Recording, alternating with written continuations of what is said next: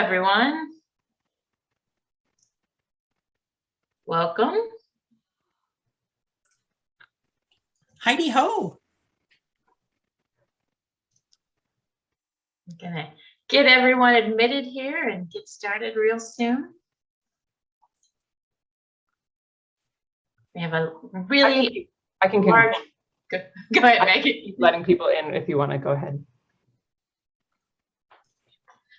We have a really large audience today, which is great. Hi, Vishwas.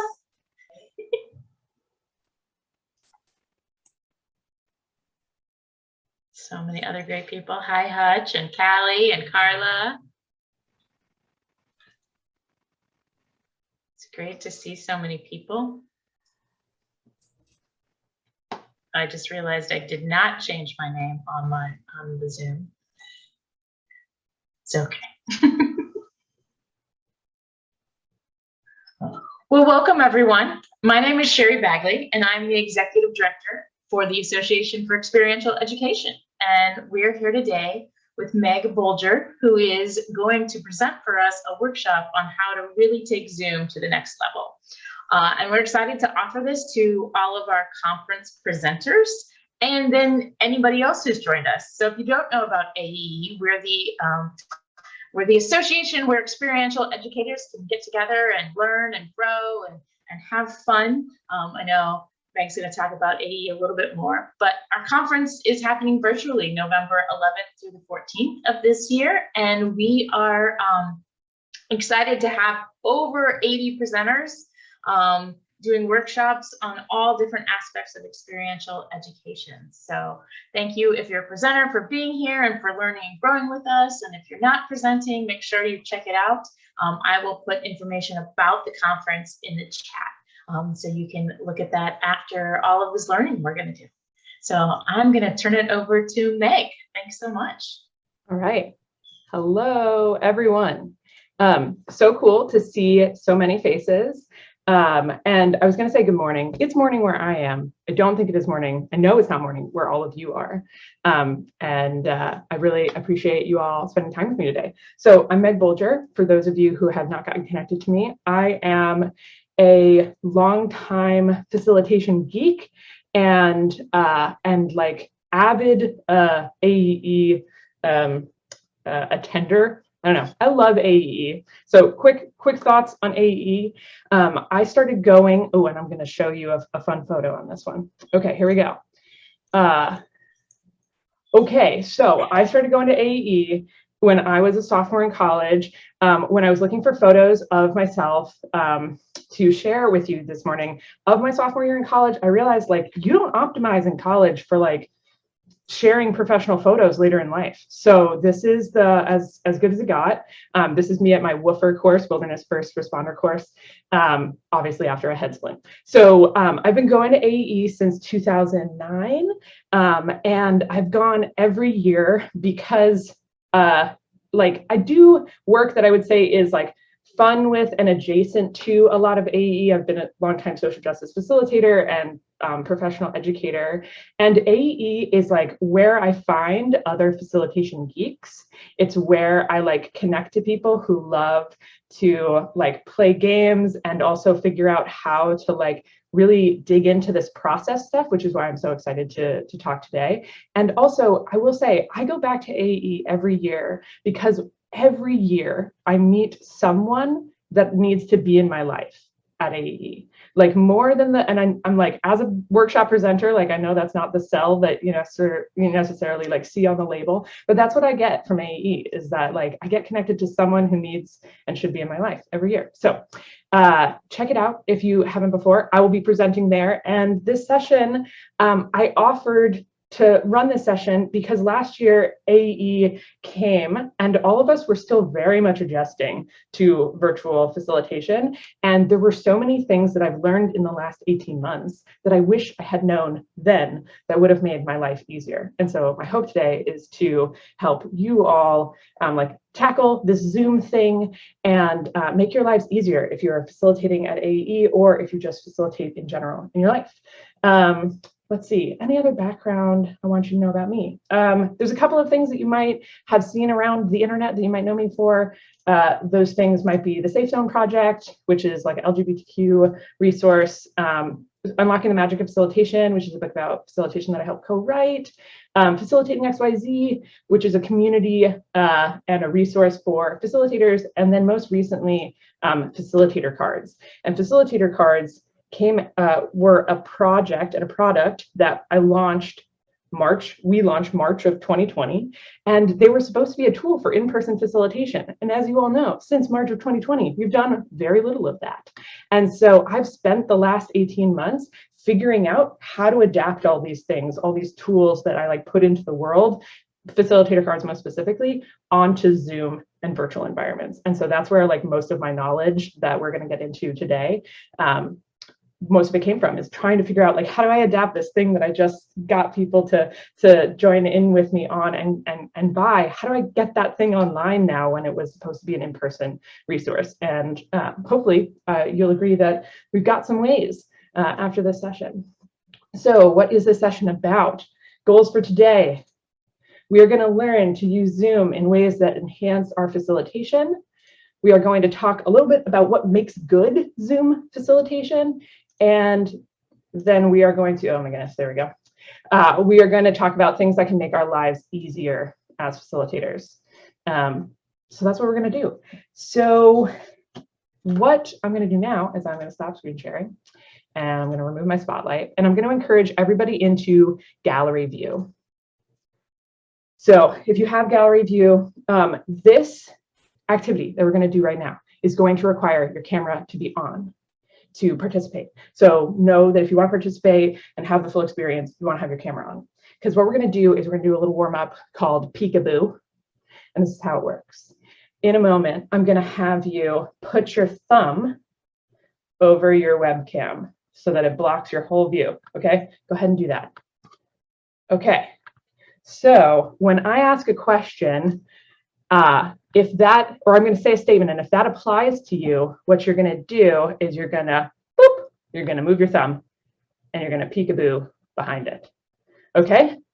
All right, so it looks best if we all do it together. So thumbs over the camera. Okay. Take your thumb off the camera if you enjoy pineapple on pizza. All right.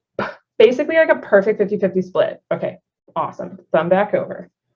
Okay, take your thumb off the camera if you think of yourself as a facilitator. Okay, all right, cool. Some don't, which I love. Yes, people who don't think of themselves as facilitators being here anyway, like, love it. Okay. Take your thumb off the camera if you've had really remarkably positive experiences over the last 18 months on Zoom. Okay, I see like some hesitant thumbs on this one. Okay, we'll see if we can change that by the end of the session. That was a high bar I just set for myself, but that's fine. Okay, last one. Take your thumb off the camera if you enjoyed this activity. Hey, all right. Okay, excellent. So that was a little warm up, a little peekaboo. What I love about peekaboo is that sometimes we forget that we're like physical beings over here, you know, like we all get so stuck in the Zoom and like this distance, and we forget that like you can lean into the camera and you can like interact with people's physical bodies, even though we're all these like little squares in this box. So that's why I wanted to start off with that. So before we go any further, I would love to know why you're here. And so here's what I'd like to have happen. I'd love you to go to the chat, and I'd love you to, instead of your message going to everyone, I'd like you to find me in the chat. And there's a little search thing. When you click everyone, you can type Meg, and I should come up. And I'd love you to send me a direct message with what you want to get out of this session. So here it is. I want you to send a direct message to me. What is one thing you want to get out of this session? I'd love to give you 1 minute to do that. Go for it.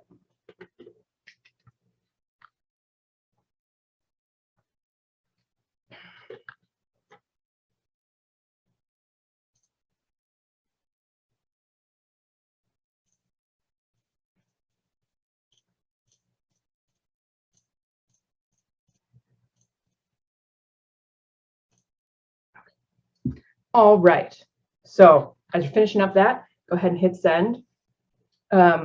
In honor of why I go to AEE every year, which is to meet people and to connect with new people in my life, I would like to give us about 5 minutes to connect with somebody else in this space. So I'm going to randomly partner you off into breakout rooms. Okay, it's random because it kind of has to be with 49 people.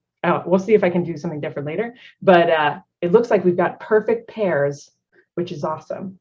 So I'm going to, okay, if you haven't sent your direct message yet, you've got to send it because then I got to do other things and you got to do other things. So go ahead and hit send, and so we can move into the next activity together. All right, so I'm going to put you in breakout rooms, and here is the instructions for your breakout rooms. So you're going to have 5 minutes with your buddy. And here's what I'd like to have happen. I'd like you to take 2 minutes each to answer these 2 questions.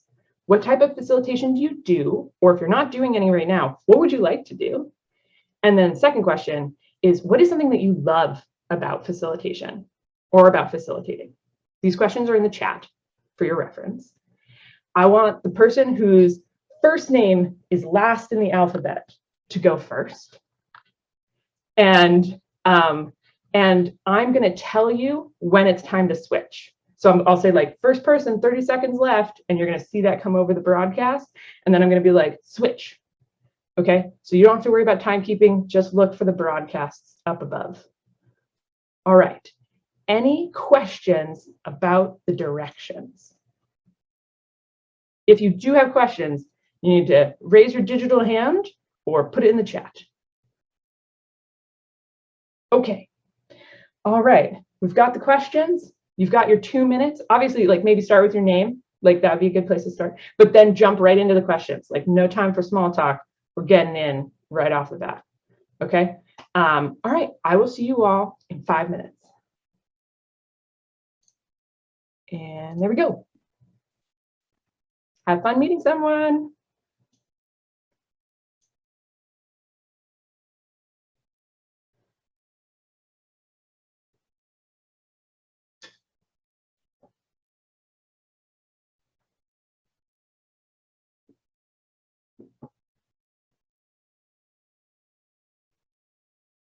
Madeline, are you having trouble joining the breakout room?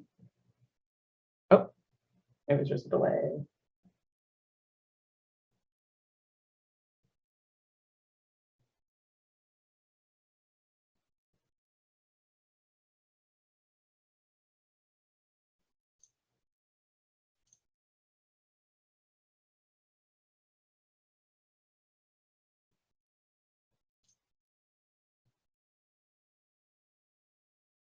Hey, Angela. Hi. You were just in a breakout room by yourself. I saw that. Yeah, that was sad.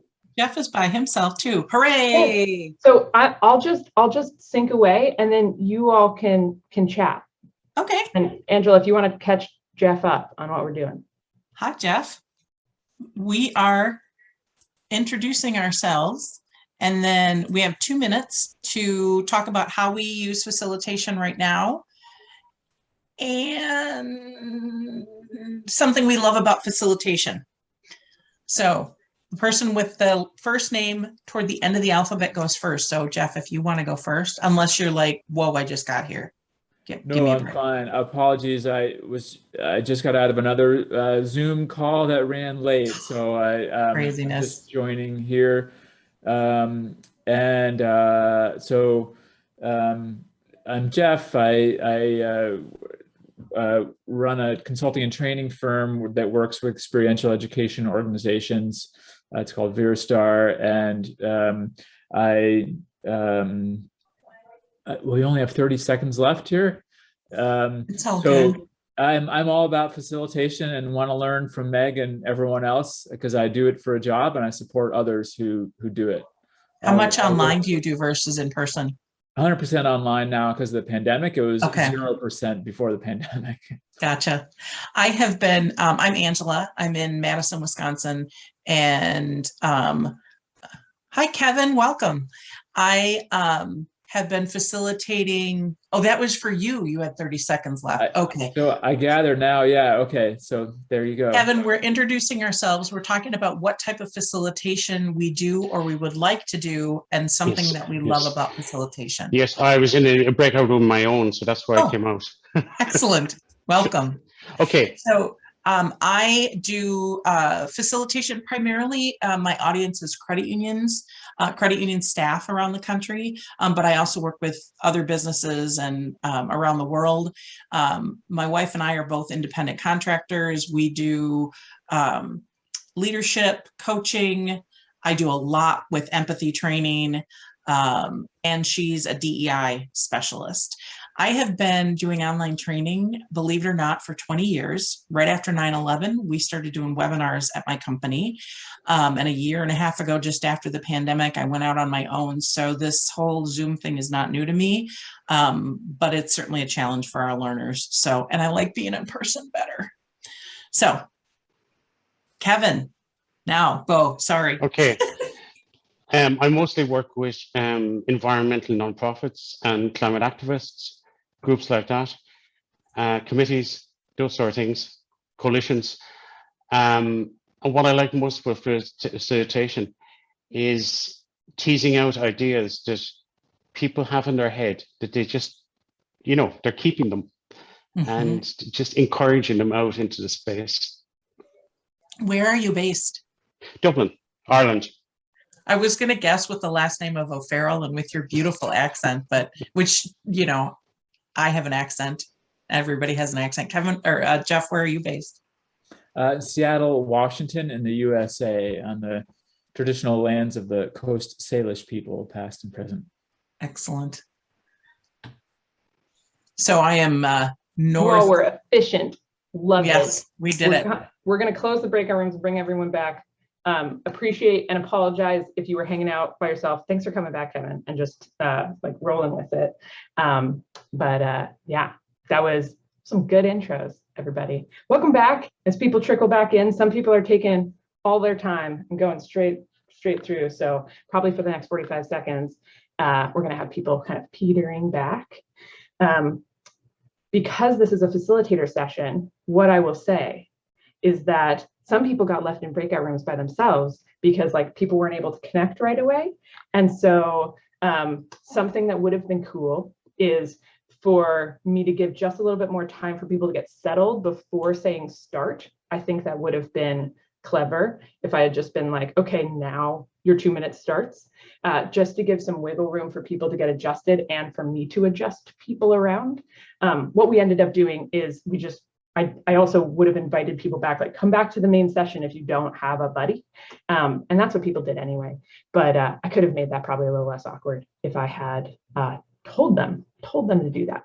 So that's just a little bit behind the scenes while you all got introed to your buddy. Hopefully that gave you just this moment of connection. You got to meet someone new and you're seeing the magic of AE already. Okay, so what we're going to do now is we're going to talk about what makes somebody's experience on Zoom and how kind of our role and our our place in it as facilitators. So here's how we're going to start this conversation. We're going to do what I think of as a chat storm. So here are the directions for the chat storm. So I'm going to put a question in the chat. And I would like you to answer this question in the chat box, but don't hit send until I say go. Okay, so very much in a moment, but not yet. So here's the question. I want you to type your answer in the chat. Keep it short, just one idea, but don't hit send until I say so. So the question is, how could you ensure that your next facilitation or your AEE session is a terrible experience for your participants? How can you just like guarantee that it's a crap experience? Okay, give me one idea. There are 52 of us, so just one idea each. Type it into the chat. Don't hit enter until I say so.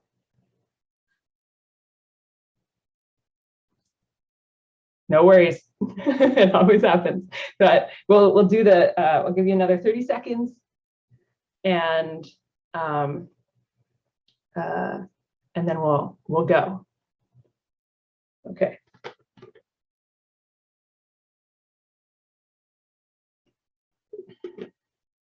And before you hit enter, where it says to, you want to make sure that that's set to everyone instead of me directly.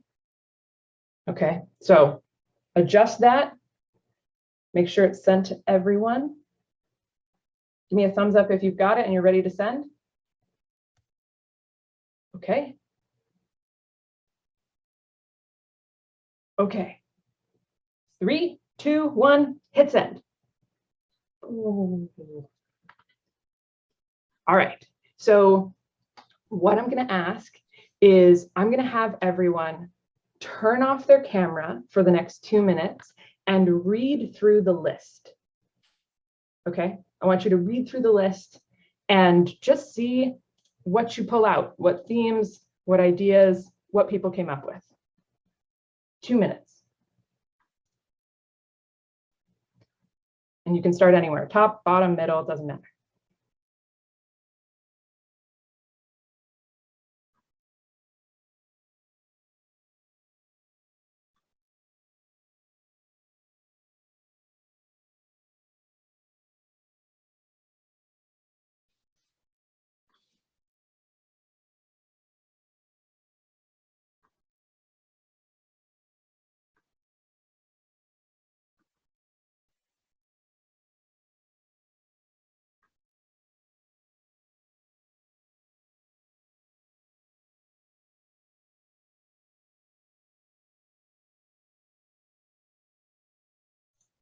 And for those of us, so someone just joined, and so I just want to say, if you're like, what is happening? We are reading through the chat, which you can't see, but it will make sense in a moment. So just hang tight.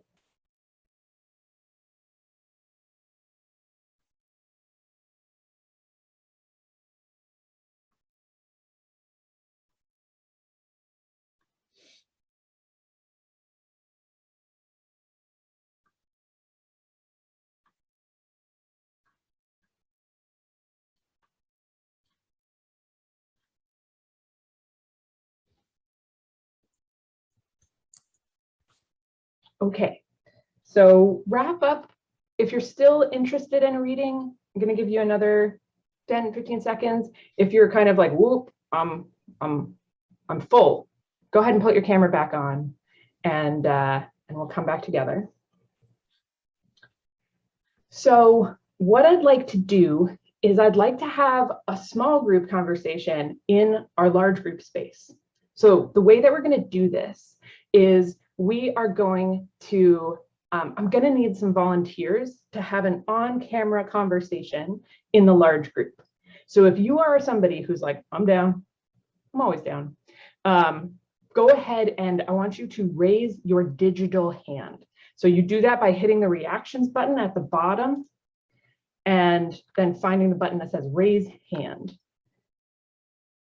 Okay, okay, we've got people. Awesome. Okay, if you're like, whew, I don't have to volunteer, you are safe. So if you have your hand raised right now, I'm going to ask you to leave your camera on. And if you don't have your hand raised, I'm going to have you turn your camera off. Okay. So now what I want everyone to do is I want you to find somebody who has their camera off and hover over their little square, and in the top right corner, I want you to press the 3 dots in the top right corner of their video. It could be anyone with their camera off. And then you're going to see a drop-down menu, and there's a button about halfway down that says hide non-video participants. I want you to go ahead and select that. Okay. Christina Williamson, if you can hear us, if you can turn off your camera, that'd be awesome. If you can't, we'll roll. Oh, yes, perfect. Okay, so in a moment, small group folks, what I'm going to ask you to do is I'm going to have you all unmute, unless you've got a noisy background, and then of course, you can modulate that, but you are going to have a little small group conversation. And I'm going to duck out. And what I'd like you to chat about with each other is, what did you see in the list and what can we learn from the list that we just created? Okay, we're going to have, 5, 8, 10 minutes or so. I'd love to hear from everyone. And yeah, I would just love to know, like, what did you learn from the list and what are you thinking about as you kind of read through it? Sound good? Okay, there are 6 of you, which means if anyone's like, I don't want to do this now, you can just disappear and you're good. Okay, because 5 is plenty. Okay, all right, I'm gonna bow out and I'm gonna let you all have a little chat. So what's the first thing that stands out as you read the list? Lots of talking, too much talking. I would say when you just read slides, I think that probably goes for virtual or in-person presenting, but especially in our digital world. I saw a couple of people had mentioned having loud music playing like the whole time. I was like, oh no, has someone had that happen? That sounds awful. But I also like having background music ready. So like if you do something like read the comments, it's not just dead air. And it has to be low, it has to be licensed, all that kind of stuff. But yeah, I would agree. Go ahead, Kat. Oh, sorry, John, didn't mean to interrupt. I was actually toggling with that a little bit too, because I've been in some sessions where the music is so repetitive, it's annoying, but then other sessions where I'm really enjoying the music and it kind of gives, like, not somebody just talking while they're asking me to do something, which I think can be really distracting when you're trying to think. Yeah, I think something that's not stated, but underneath it is the fear of dead air. And we talk because it's silent. And things take longer virtually. You have to give people a chance to navigate and do that stuff. And when you give people an opportunity to interact on their end, it's silence on your end. So sometimes if you're doing something, you're like, nothing's happening, but actually the magic is happening. Every time you send somebody to breakout rooms, they have this interaction and a lot of times they don't want to leave. They didn't have enough time, but on your end, it feels like this is taking forever. My response was just have like this monotone interaction where nobody gets to interact. And I feel like Meg did such a great job of letting us interact right from the get-go that a lot of people had that same response. And then something that I didn't say, but that I really liked was messing up the Zoom link on the invitation. So people arrive at the wrong time and they feel all out of sorts at the beginning. I thought that was a good answer too. I also, go ahead, Jackie. Go on. Oh, sorry. I was gonna say Angela's response just like really tickled my funny bone where she was saying, disagree with every suggestion, and I just kind of like imagined a session where that was happening. I was like, that could be like an episode of a sitcom. Anyway, so I was just gonna say, I feel like obviously when you present and you have technology issues, that's always embarrassing, but I feel like it's really exacerbated on Zoom, especially now that we're so far into the pandemic and not everybody, but so many people have been doing this for so long. It's almost intimidating. I know for me, I have not done I haven't done really any Zoom facilitation, but I might this fall, depending if I do in person. So I'm very, very nervous because of that, because I feel like you look like even more of a fool in late 2021. I want to jump in and say also, though, that I think that as a lot of us have been audiences and a lot of us have experienced technical difficulties, and I think that a lot of us are like, okay, like giving people grace because everybody jumped into this. So I think that there's more understanding on the audience side than maybe it might feel like as a facilitator. I totally see that. Yeah, Rebecca, that's like when I work with people, I say, understand that things take longer in virtual and things will break. There's always going to be technical difficulties, even if you plan for everything. The one thing you didn't plan on is going to happen. Yeah, I actually am like curious to what people think, and I'd love to have some ideas in the chat. I have right now a back to school training that I'm doing with like over 40 districts. And so we've done 10 sessions already, and it's very interactive. And some of our groups, it is just incredible. They love the interactivity, and some it's like crickets. And so I think interactivity when no one's responding is super awkward. So I'm wondering how people handle that and think about that, because I know interactivity came up a ton. I think just real quick, start with your objective in mind, find out what Zoom can do. But if you don't look outside Zoom, then you're going to be limiting yourself. So figure out whatever you can't do in Zoom, find another app like Mural or Mentimeter or something, even share documents that can get to what you want to do, but start with your objectives. Yeah. I love that whenever you're facilitating their facilitators, you end up having like little micro like Kat's like, I'd love to hear what people are doing in the, like tell us in the chat. And John's like, hey everybody, like and I just it's so dreamy working with facilitators in that way, because I'm just like, yes, thank you. I'm just gonna throw you in and you all can facilitate a conversation, because that's why we're here. Thank you all so much for being willing to be in the fishbowl. I'm gonna invite everyone to turn their cameras back on so we can dissolve our little mini fishbowl. And we're gonna give a quick ASL round of applause for those volunteers. So that's one of these. Yes, I just think it looks really good. Like it's just, camera or muted, but like still real effective. So thank you everybody who's in the fishbowl for participating. I wanted to get some folks who weren't in the fishbowl. I would like to get your responses or thoughts to either to like what it was like to participate in that activity. So what did you notice about being an observer of that activity? Like anything come to mind that you're like, this is really interesting about watching people have this conversation? If you can raise your digital hand, again, that's with the reactions button, and then raise hand. If you just have a reflection about being on the outside of that fishbowl. Awesome. Susan. I loved, as somebody who talks in dead space, I loved that it was not my job to talk, and that I felt like relieved in that process. It was like, isn't this delightful? I can just watch. I loved that. Awesome. Awesome. Kevin, I would love to hear from you. Before you start, Kevin, if folks are in grid view, I want you to go up to the view button in the top right corner. And first, I want you to press show non-video participants so we can bring everybody back. That way we don't lose anybody. But the other thing I want you to do is I want to encourage you into speaker view for the next 2 shares. So just if you want to experiment with that, we were in gallery view, just put on speaker view. And now, Kevin, I'm going to throw it over to you for your reflection. Thanks, Meg. Thank you. Yeah, it felt like watching a television program, seeing a panel discussion, but actually being in the audience. And that really felt good. It was, you didn't feel, you felt you were a participant, and that was a good aspect of it, I think. Love it. Yeah. Awesome. I love that you felt really included as an audience member, or there was kind of like an active, I was feeling like there's some sort of active participation that you were feeling. Yeah. Awesome. Thanks, Kevin. Barb.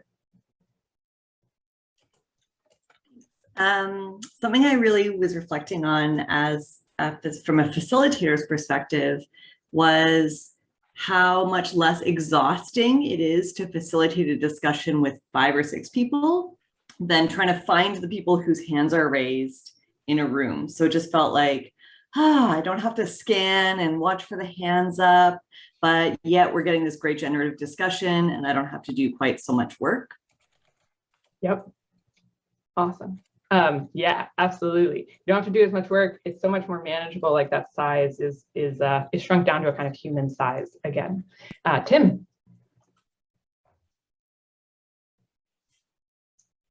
Oh, I think we went the other way, Tim. You muted your camera and you're still muted. Aha. Sorry about that. Don't worry. Just want to make a comment. To me, it felt like being able to view a breakout session discussion as opposed to participating in one. Yes, exactly. That's actually one of the ways that I've used it as well, is to be like, hey, I'm going to throw you into breakout rooms in a moment, but I'm going to model what that breakout room conversation might look like. And so we actually shrink the room down, do it in a mini version, and then have people go out into the breakout room so that they can kind of know what the vibe is and what like the timing looks like and getting into. If you're doing something, I think a little more like high risk, where you're asking people to share a little bit more personally, or it's just something that you're like, this takes a little bit of orchestration, I think having that little like role model micro breakout room can be really, really helpful.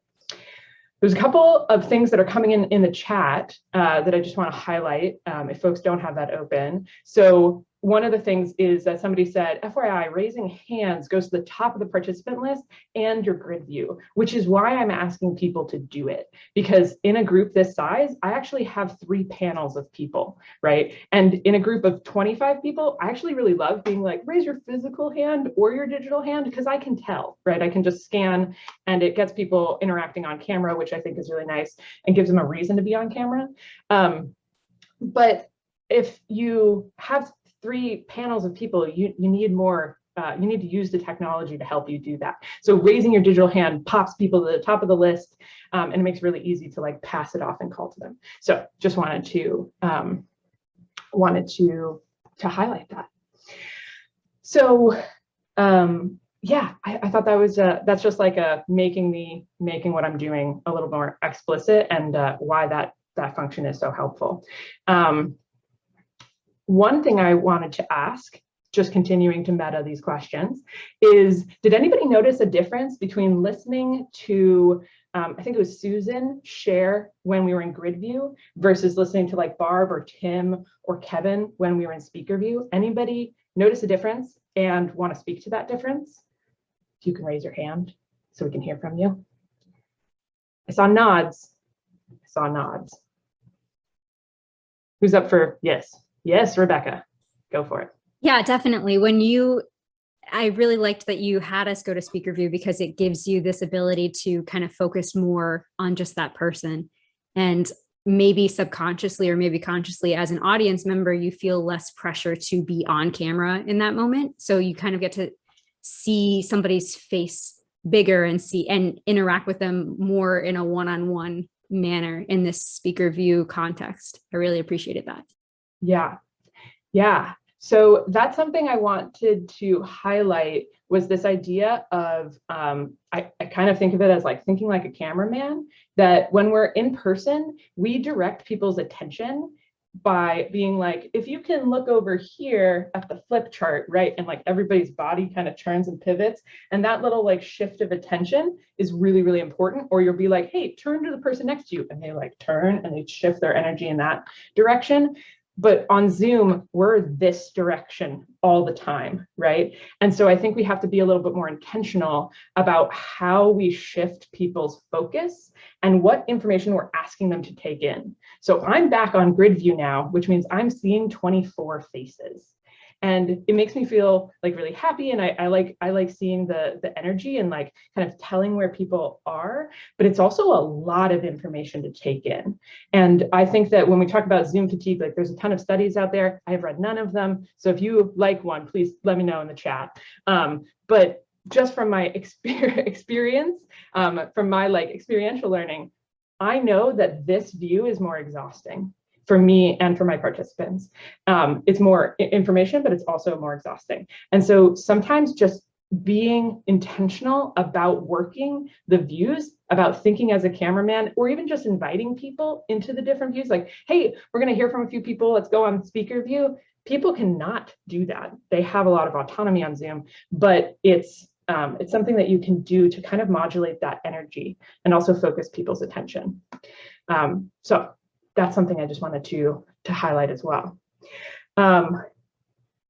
Yeah, so somebody said it'd be interesting to know how you explain switching between speaker and gallery view for people who are newbies. So I do think this is maybe one of the most, like, you can do this with pretty much everybody, which is just like, hey, no matter what view you're in, if you hover over this Zoom meeting, in the top right, there's going to be a button that says view. And if you touch that, you'll see two options. I want you to be in this one. That's how I would do it. And the thing is, if they don't follow you, it's mostly okay. Like there's nothing bad that's going to happen. They're just going to get kind of a little bit more out of it. If for me, I think you're going to help them modulate that energy a little bit. Okay, so I wanted to do some Q&A with this group because you all came in perhaps with questions, or you formed them already in here, like when John was like, you could use other apps, and you're like, what other apps? So I want to do some Q&A. I just going to tell you how this process went in my head. Like with Q&A with a group of like 20 people, I'm going to show you how I would do it. And then we're going to do it a different way because there's 54 of us, and reading through a list of 54 questions is just like not going to, I think, work out well timing wise. So here's how we do anonymous Q&A. Here's how I do anonymous Q&A with groups like up to 25 people or so. So here's how we're going to do that. I'm going to ask you to rename yourself. If you've never done that before, find your little window up at the top right, those three dots, click that button and hit the rename feature. And when that pop-up opens up, I want you to rename yourself to the number 1. We are number 1. Okay, so just number 1. If you have a long name, like copy it before you change it, right? Because you're gonna have to type it back in later. But I want everybody to rename themselves. So again, that's the 3 dots in the top right hand of your little window screen. You can also do it by finding yourself in the list of participants. And then, so there's a participant button at the bottom. And if you hit that, find your name in the list of participants, go to more, and then rename. So I can see that lots of us have gotten there. Some of us haven't. That might be for just people who are doing other tasks right now. So I'm gonna keep on rolling. So now most of us have the name number 1. And what I'm gonna ask you to do is I want you to think for a moment about a question you have about Zoom facilitation. Okay, any question is fair game. Could be big, could be small. And I want you to, again, type it in the chat, but don't hit enter. Okay, type it in the chat, don't hit enter. We are going to press send in a moment. And when you do that, it's going to show up anonymously because we're all named number 1. Okay, so instead of it being attached to your name, this is just going to show up anonymously in the group. And we're going to make sure that this feature still works because Zoom changes stuff. So go ahead and take another 30 seconds. Think of a question that you have about Zoom facilitation and get it ready to send.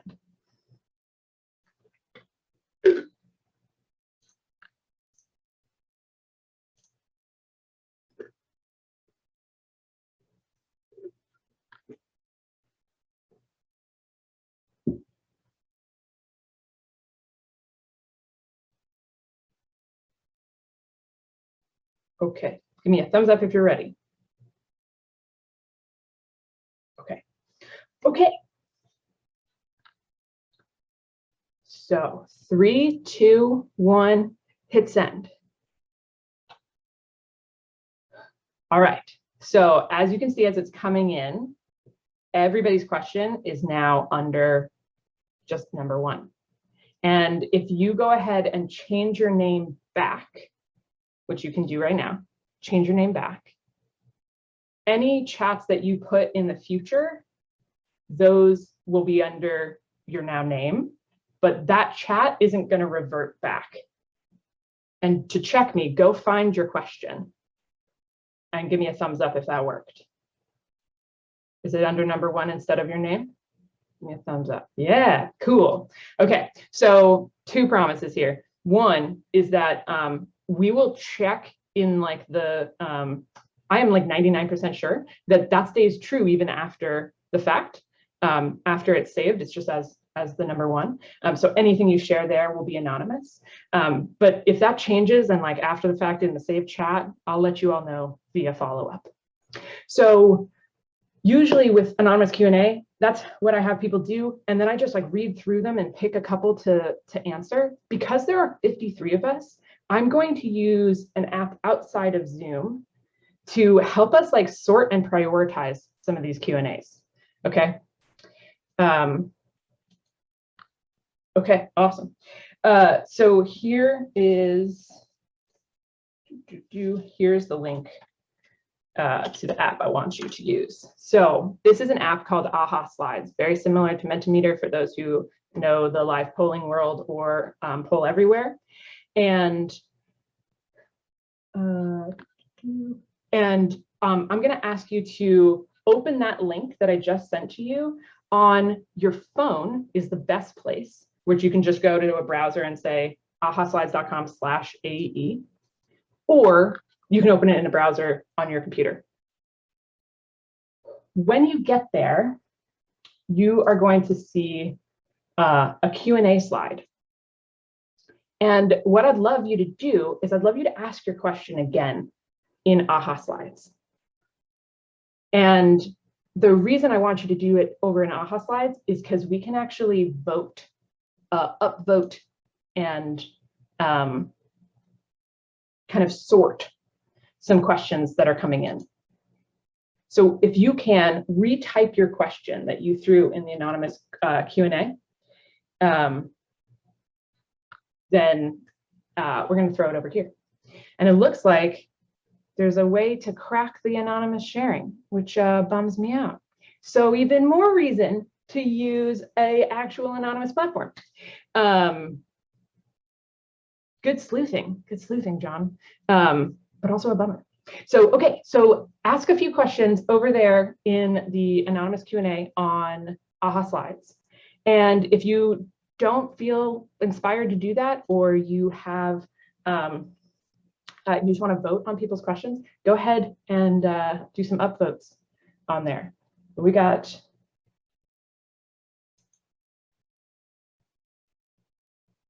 is there a way to upvote? Yes, there is. For all of you. Cool, cool, cool. Oh yeah, I see it. Okay, awesome.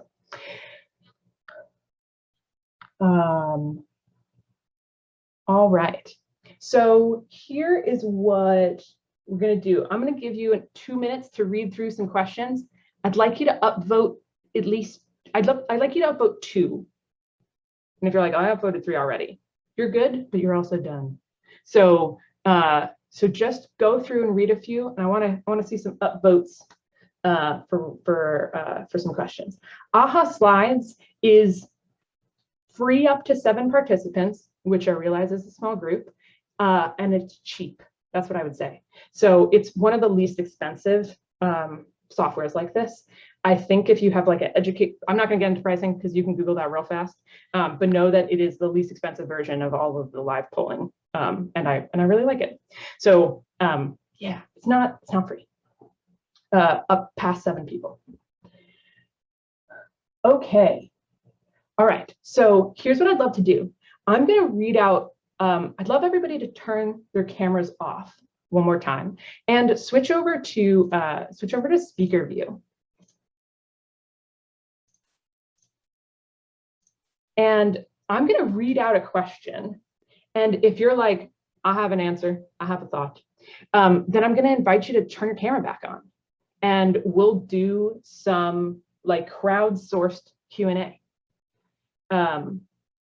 Okay, so the first question, by far the most upvotes, is how do we get people to engage so they turn on and participate?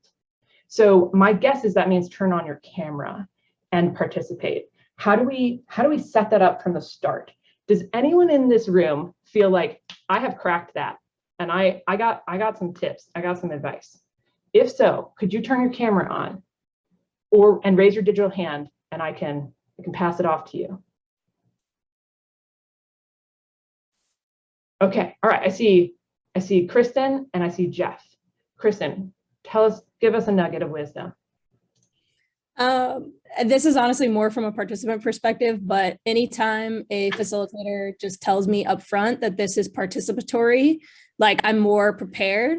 because there's so many different ways you can join Zoom. Like I've literally had people join Zoom like while they're driving and they're like, sorry, I can't join the breakout room. Like I'm trying to put my turn signal on. So yeah, I definitely think upfront communication, whether it's participatory or it's more passive, like you can just listen, like letting people know like ahead of time, because I think people have different ideas of like what a Zoom workshop would even entail. And like some of them that I go to are more like a lecture and I can just like have it in my headphones and be like cleaning my room while I'm listening, versus other ones like yours. I just know this about you that like we are going to participate. So I'm like on my laptop in my office, like ready to go. Yep. Awesome. That like expectation setting is so important.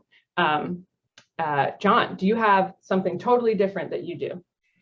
Yeah, and in fact, I want to call you out on some things that you did really well, which is the whole I call it blink, and I think you call it peekaboo, where I do it where they're turning on and off their cameras, because that teaches them a little bit more about the platform you're using.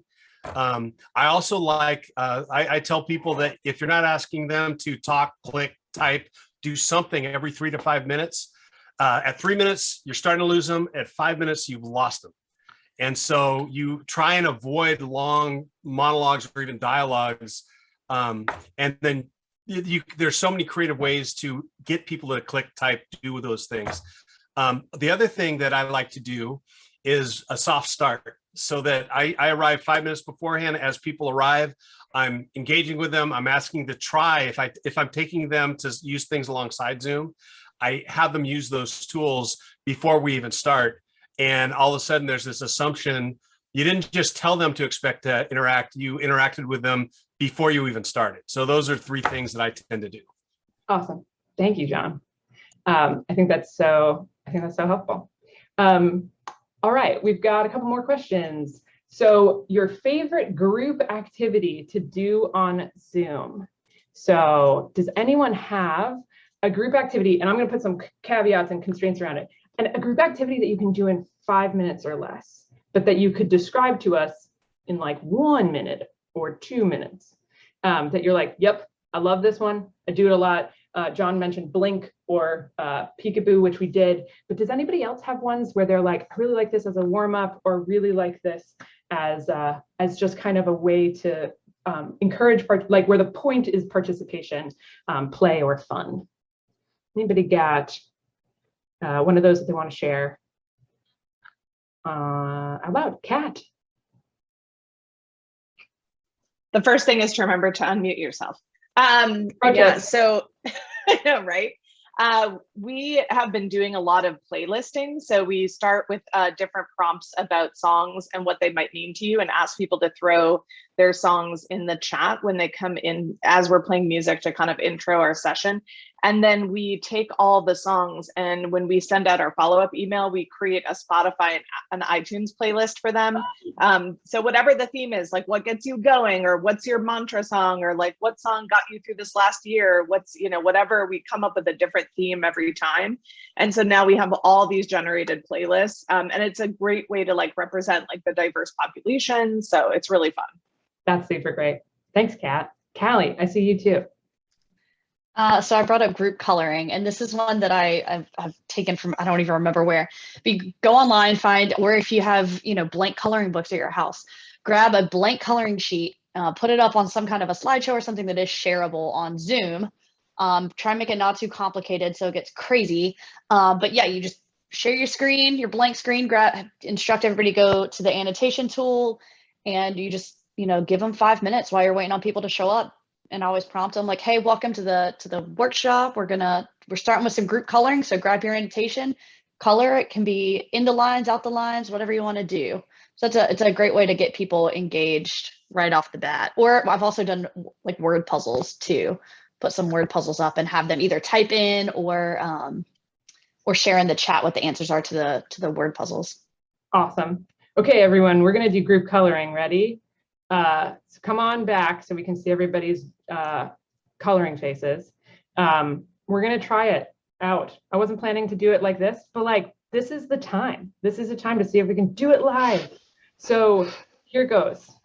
I'm going to share a map of North America. I know that we have international folks with us, and I'm stoked about that. But the world map gets like really small really quickly. So know that I thought about it and I still went with this. So what we're going to do is I'm going to share in a moment a map of North America. And I'm going to have you use your annotation feature to color in where you're at.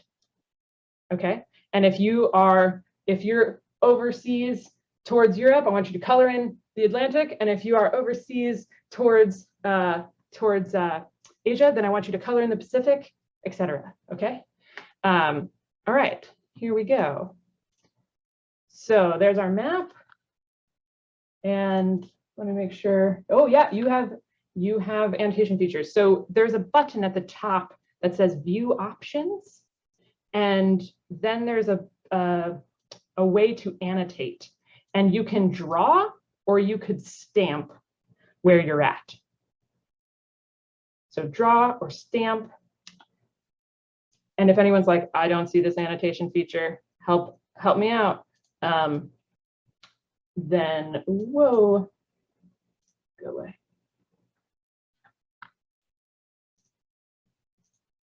Then let us know. Come off mute and tell us you need help. Okay, I see stamping up. Okay, try the draw feature. If you haven't tried the draw feature yet, try the draw feature and maybe color in those oceans, you know? Get wild with the doodles.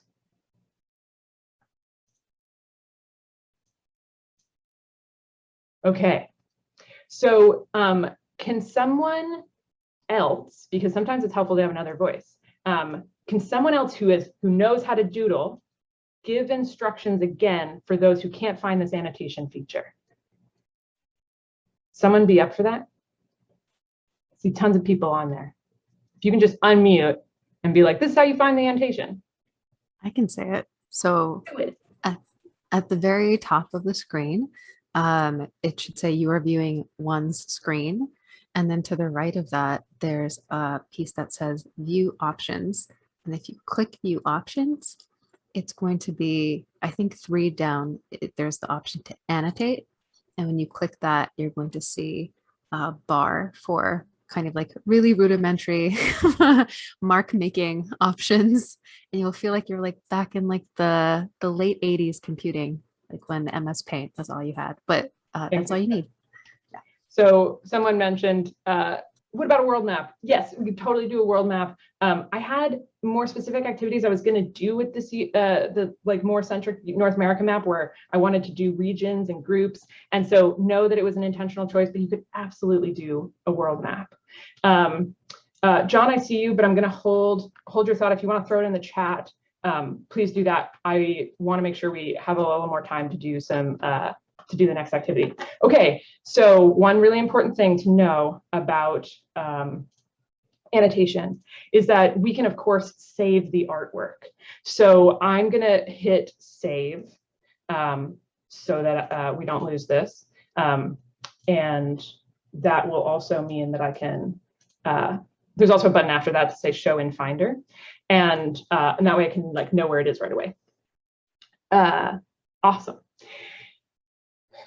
Okay, so there's a couple of things from here that you should know about. When I press clear, let's see what happens.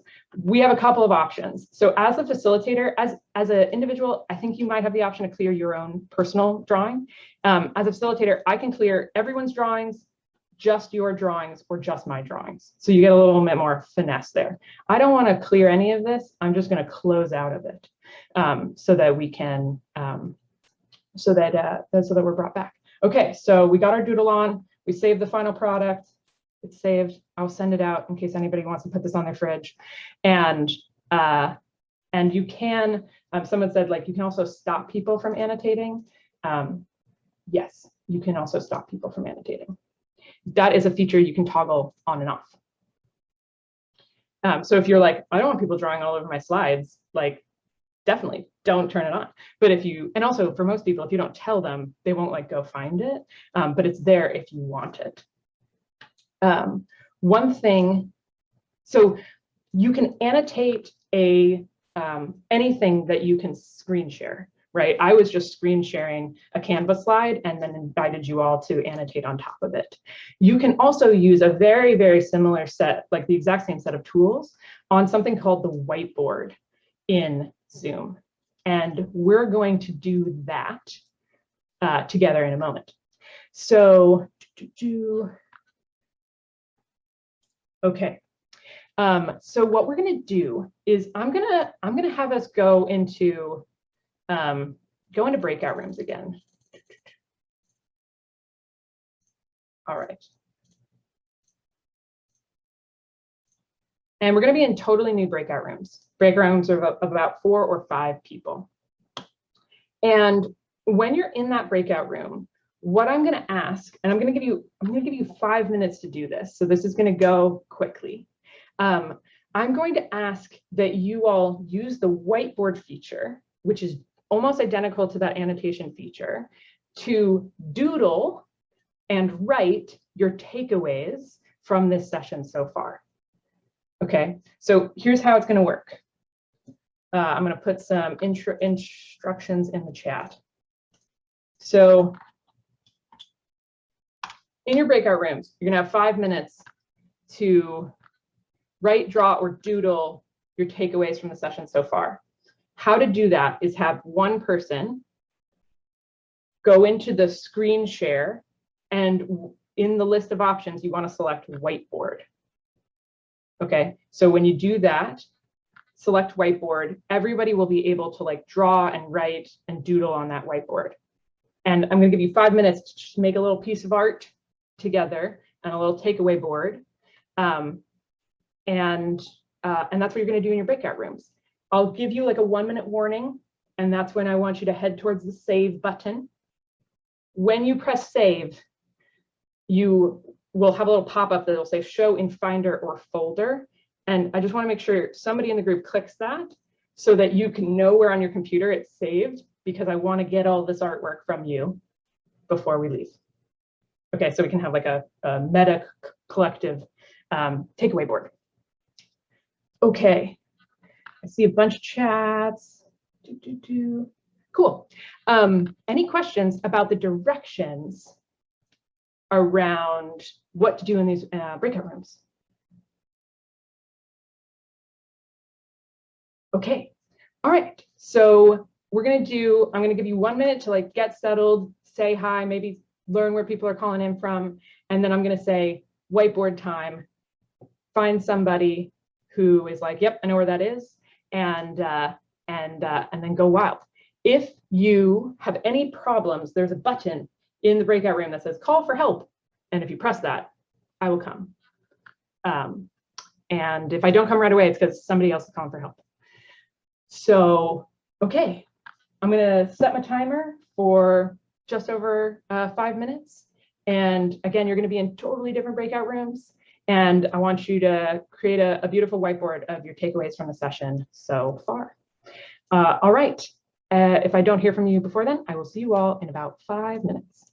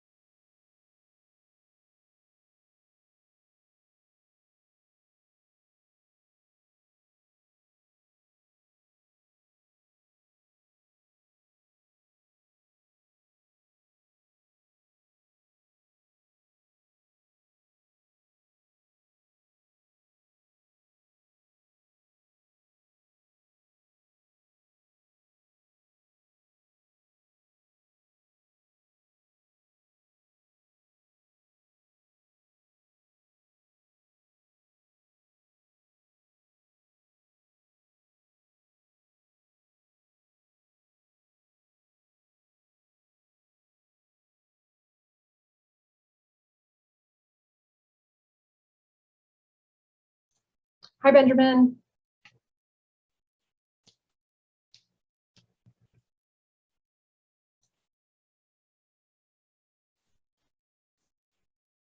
Benjamin, if you can hear me and you're wondering what the hell is going on, I thought I came into a session. Please know that people are in breakout rooms. We have about 2 minutes left, and then everybody's going to come back. And yeah, the session will continue at that point. Thanks.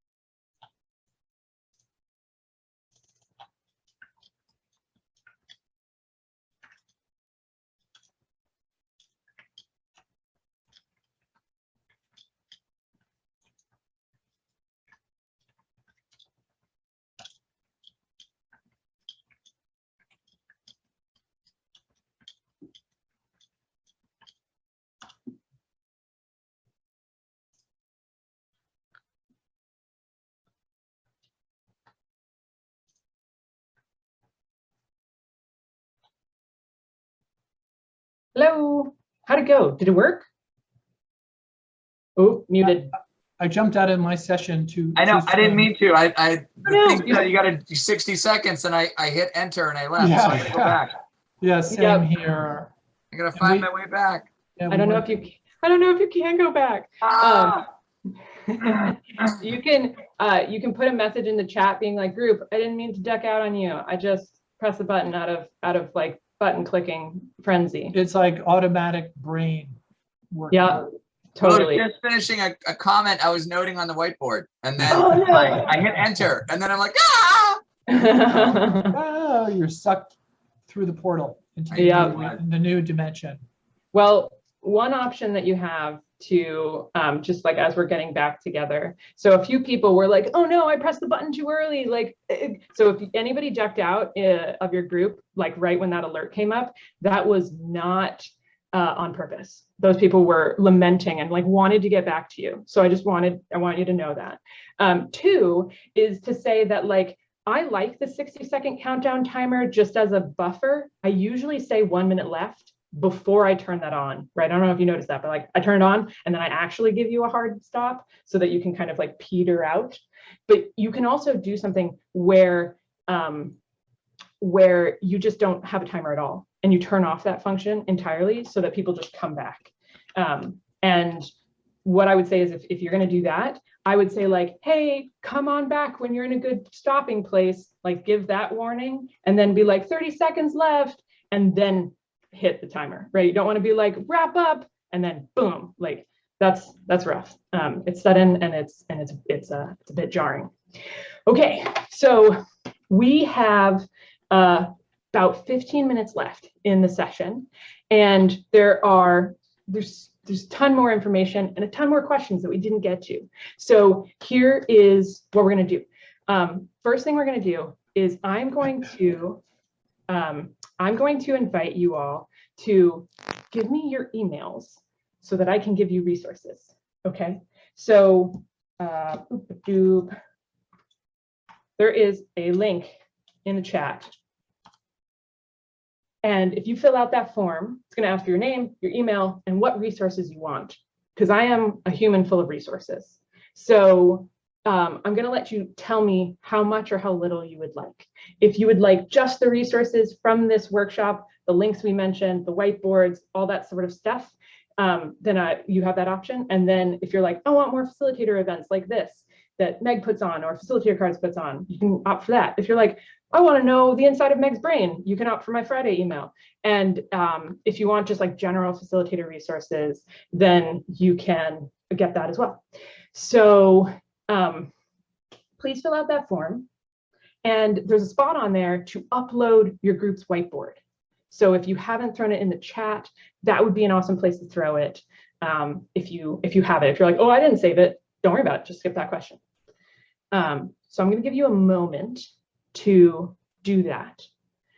And yeah, John is also sharing helpful resources, and I'll also invite that specifically John at the end if people want to share more resources. So know that that's coming. But I'm going to give you 30 seconds of me not talking to fill out that form, and then we're going to come back.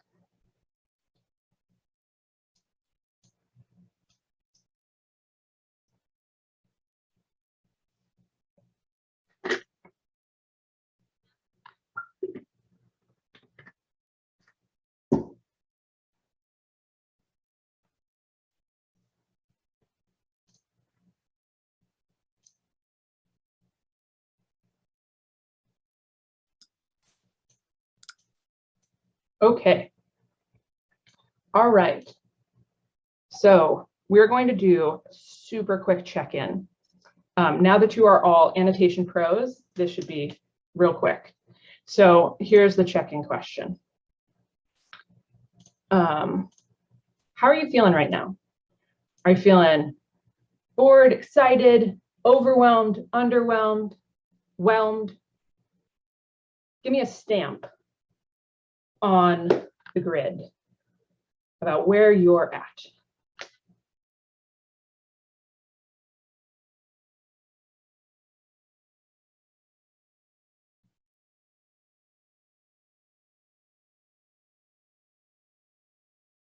Okay. Okay, a lot of whelmed. Love the whelmed.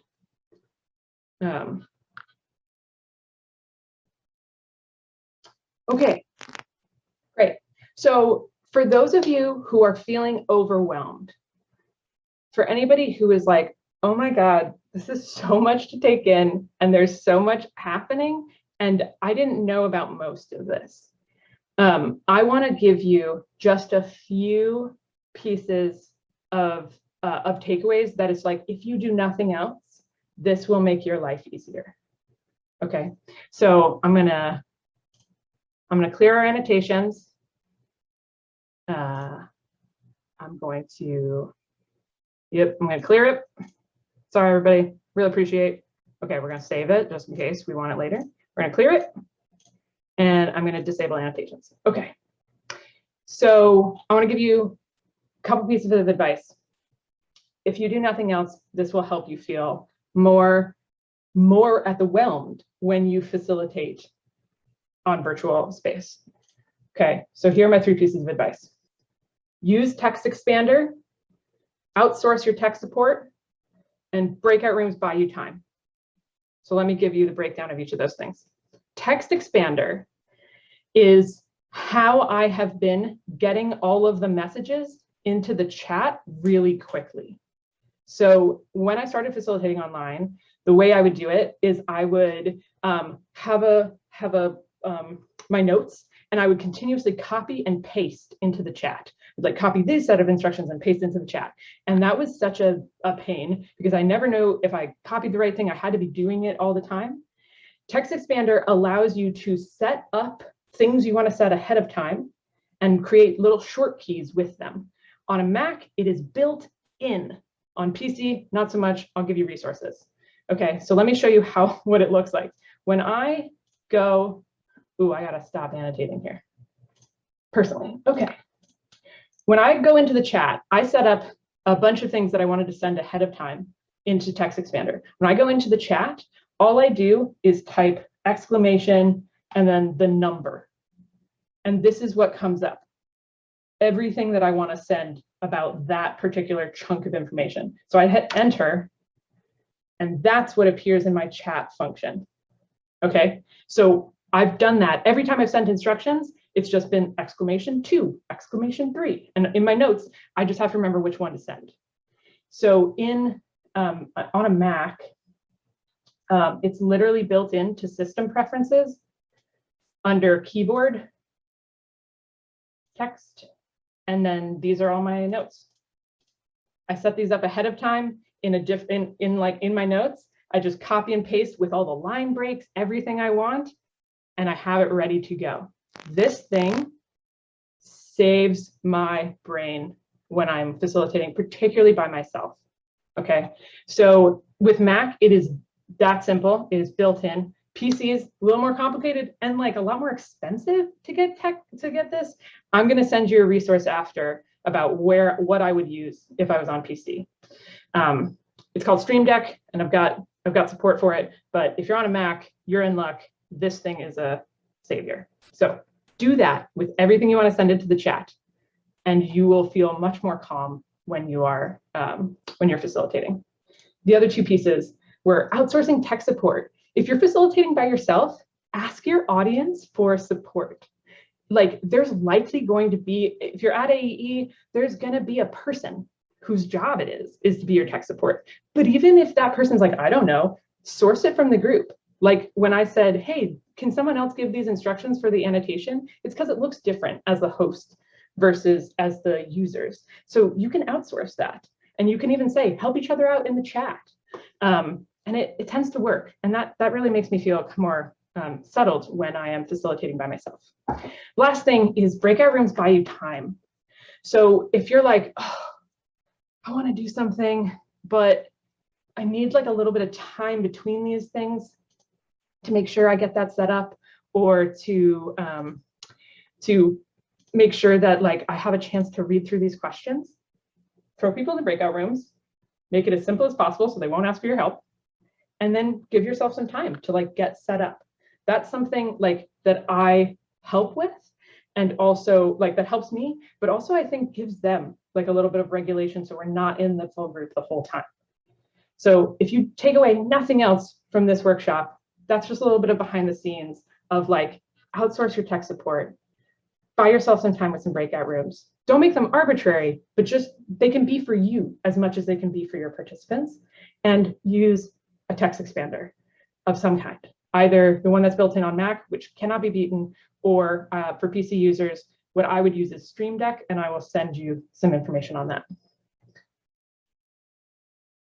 Okay, what else? What else are we going to do before we wrap up here? So I wanted to do a few things. One is that we introduced this thing called AHA Slides earlier, and I had you all ask questions in there, and there was a lot of questions that didn't get answered, and I want to answer one or two really briefly, and then I'm going to do my best in the follow-up to give you resources that answer the others. I know that there's 35 questions, so I probably can't promise that like across the board, but I just want to, I'll do my best to do that. But there were some really like top voted questions that I did want to mention. One is the Zoom settings that you find most useful when you're creating a meeting. And this gets a little tricky with like facilitating on somebody else's Zoom account, which is going to be true if you're facilitating at AEE, which is like, I think it's helpful to make sure that that participants can all share their screens. That was not true at the beginning of your breakout rooms, and I had to make that true. So it's good to like make sure that you have a list of those things to check that you can adjust in the room. If you're facilitating on your own Zoom account, I think it's really good to have that like auto checked of just all participants can share their screens. It's good to know what the timer is set for the breakout rooms ahead of time. You can check that right before you open them, but you cannot check it once they're open. So that's something that's really important. And I think it's mostly about knowing the settings rather than like which ones you've enabled or not versus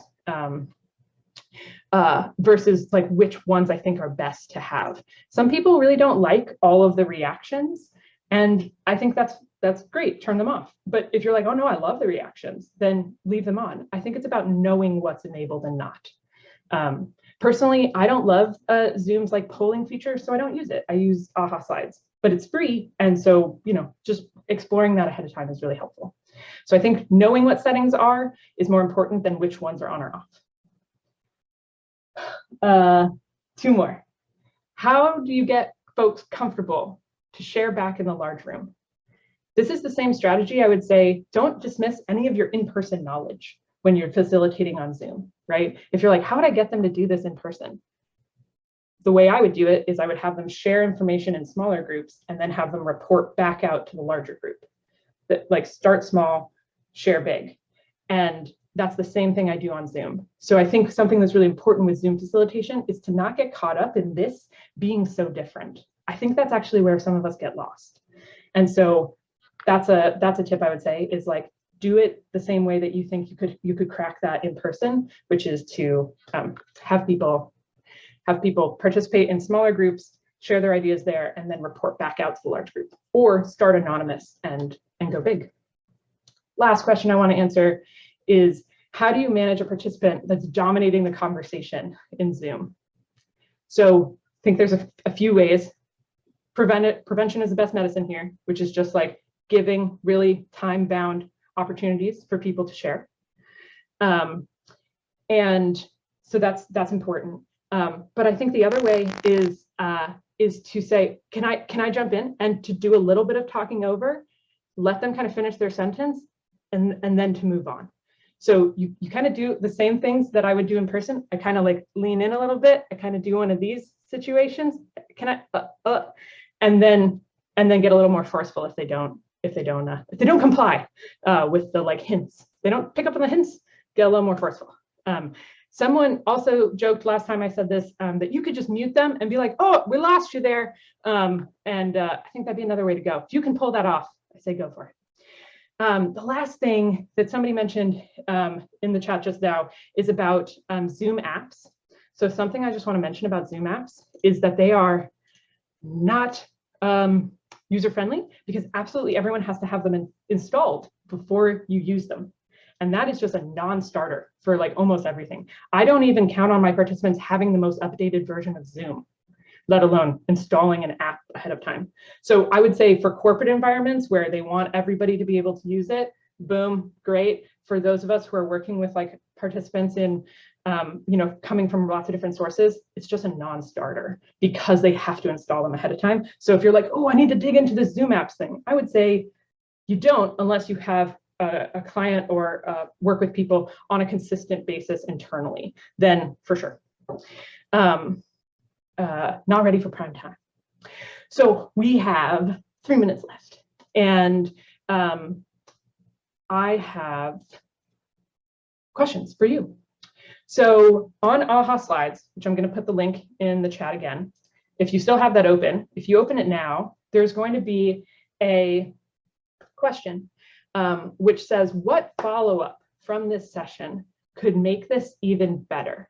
So what follow-up can I offer? Static resources, opportunities to engage, etc., that would like make this session even better for you. So throw that in the chat. I'm throwing the link with my text. Oops, see, you saw my text expander key, because after 90 minutes, I can't get that right. There's the AHA Slides link again. So if you could throw an idea in there about how to make that session even better, I would love that. How the follow-up can make this session even better. I'd love your ideas.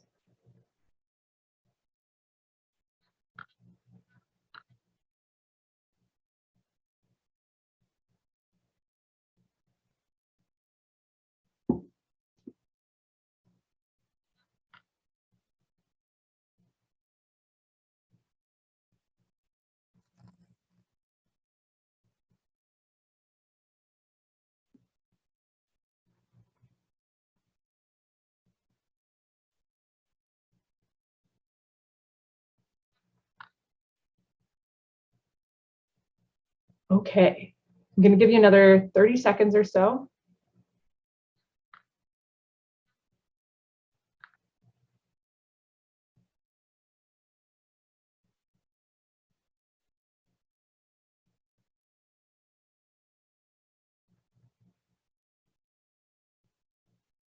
Okay, finish up the thought you're working on and press send.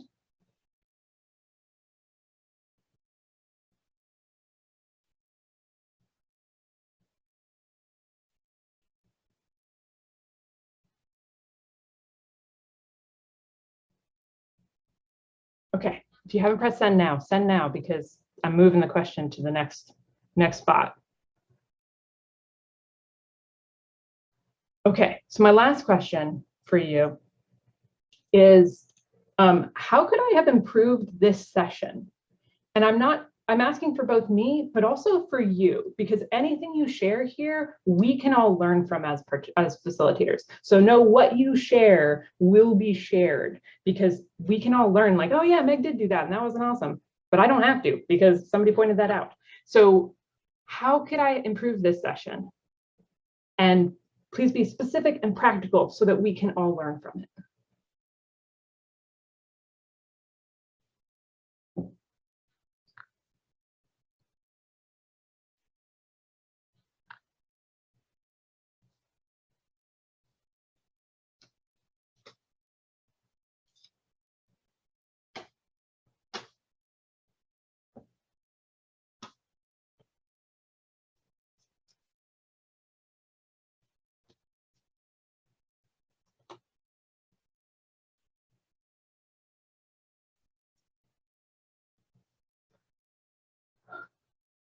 Okay. Can I have you wrap that up?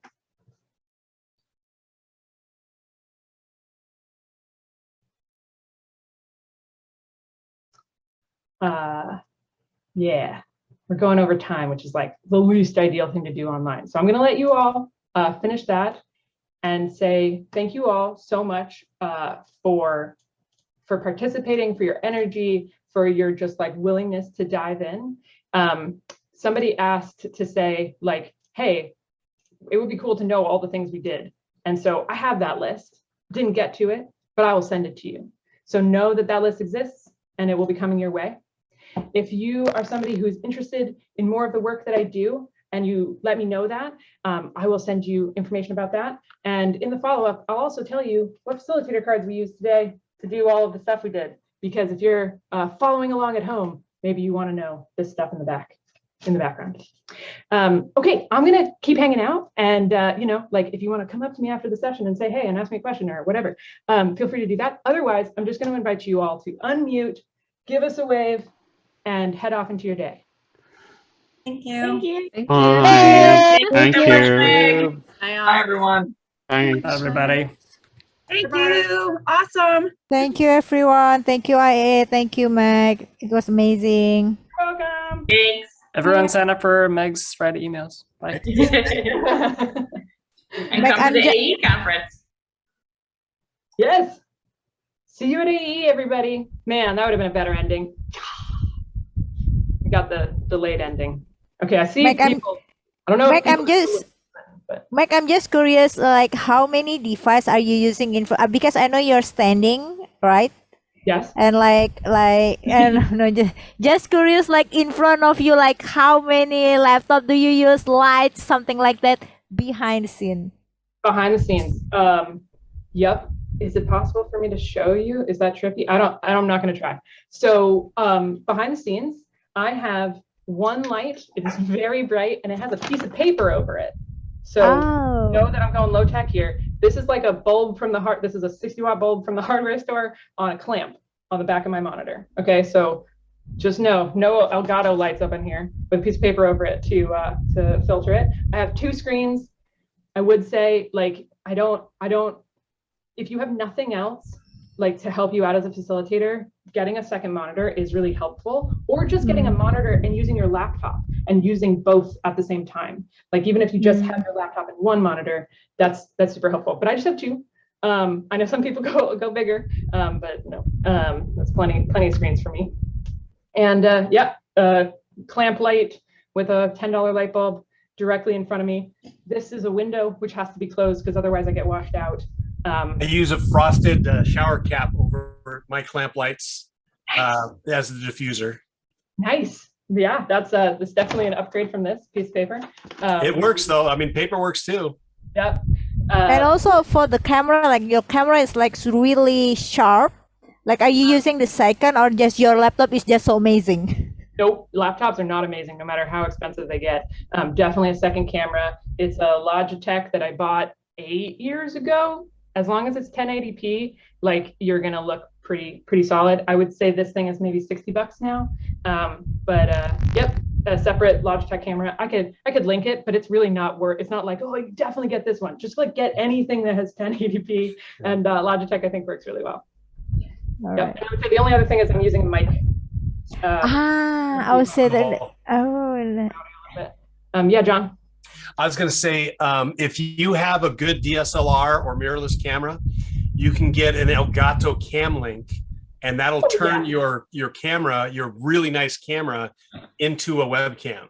So Yeah. I'm using a mirrorless that I've got on a tripod, and it definitely makes a difference. Yeah, for sure. I would say anybody who has a mirrorless camera is probably also the type of person who looks into that, which is but yeah, for sure, there's definitely ways to go.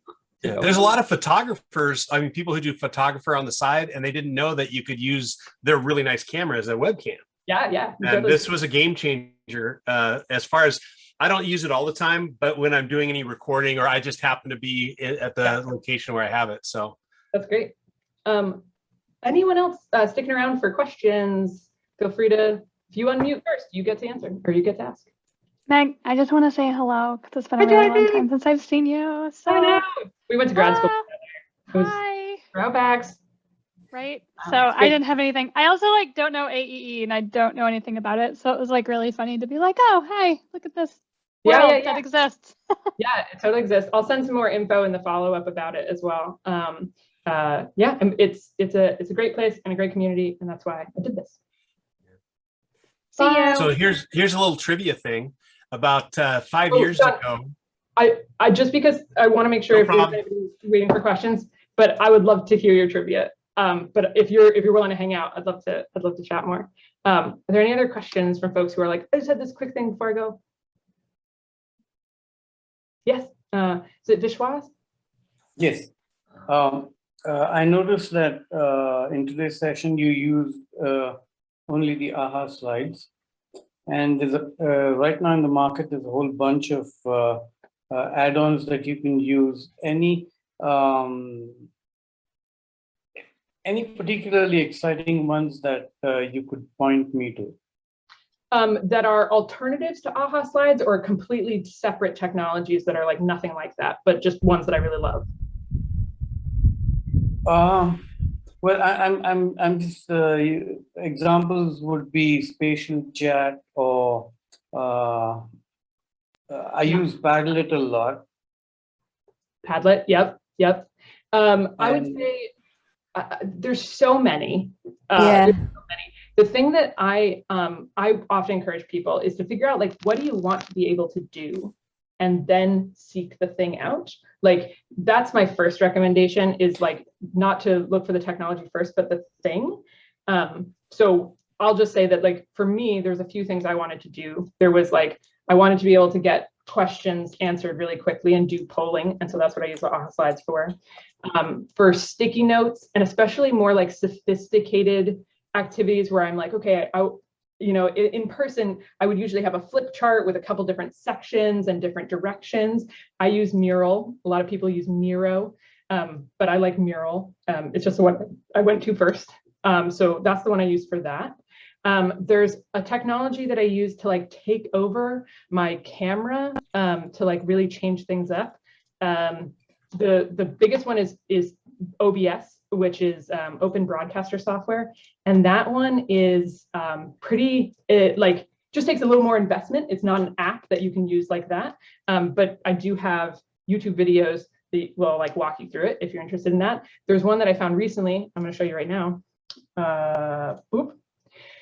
This is called and it changes. So OBS and will change your feed into Zoom. So it's not something you send to people outside of it.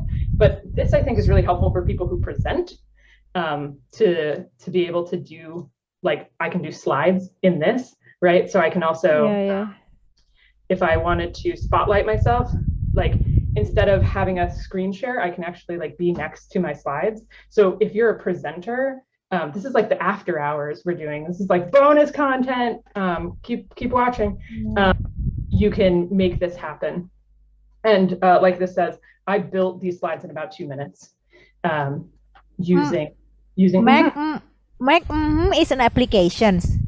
It's an application. Yep. Oh. It's an application that I'm running completely separate from Zoom. I'm not doing anything that I just did in Zoom. Yeah, it's a totally separate app. I will say that, like, for when you're running any type of app that is using your video and then kind of piping it back into Zoom, you got to have a pretty new computer.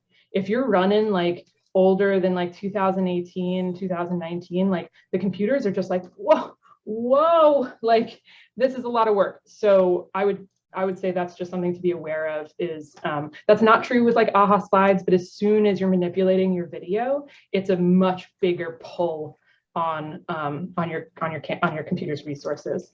So those are a few that I like, and I can link you to. There's a ton more out there, but yeah, I think finding. Oh, and the only other one I want to mention is Gather, which will be at the AEE conference,